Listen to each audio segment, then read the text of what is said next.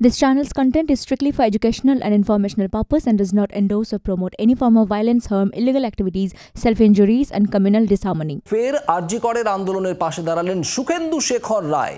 Police কমিশনারের ভূমিকা নিয়ে আগেই প্রশ্ন তুলেছিলেন তৃণমূল সাংসদ।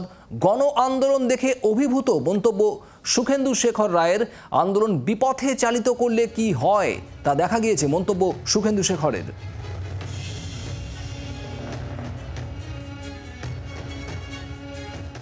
গণ আন্দোলনকে দেখে বিশেষভাবে অনুপ্রাণিত, শুধু আমি একা না, বহু মানুষ অনুপ্রাণিত।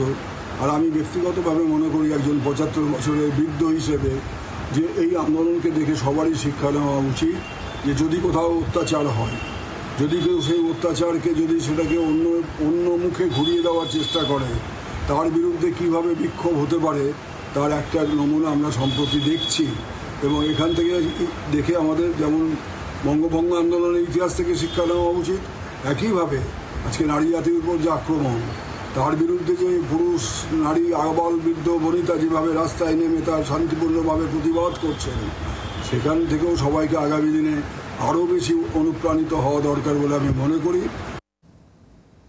এদিন আন্দোলনকারীদের পাশে দাঁড়াতে গিয়ে রবীন্দ্রনাথ ঠাকুরের প্রসঙ্গ টেনে এনেছেন সুখেন্দু শেখর রায়। জালিয়ানওয়ালাবাগের প্রতিবাদে প্রসঙ্গ টেনে আনেন তিনি। আগেই লালবাজারের নোটিশের জবাব দেন সুখেন্দু শেখর। সুস্থ হলেই হাজিরা দেবেন জানিয়েছেন তৃণমূল সাংসদ। রবীন্দ্রনাথ, কারণ জীবনের এমন কোনো দিক নেই যে দিক নিয়ে রবীন্দ্রনাথ তার লেখনী তুলে ধরেননি। এমনকি রাস্তায় নেমে আন্দোলন পর্যন্ত করেছেন। তিনি রাজনীতি সক্রিয়ভাবে না করলেও রাজনৈতিক দলের কর্মসূচিতে অংশ নিয়েছেন।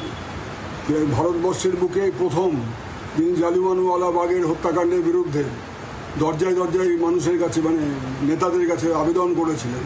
আমি সে নেতাদের নাম করতে চাই না, যাদের ছবি ইতিহাসের বইয়ে দেখা যায়। তারা কেউ সেদিন রবীন্দ্রনাথের কথাতে কর্ণপাত যখন করলেন না, তখন একটা উদ্বেলিত রবীন্দ্রনাথ ভাবলেন যে আমি একা এর প্রতিবাদ করব। এটাই বাঙালির ঐতিহ্য।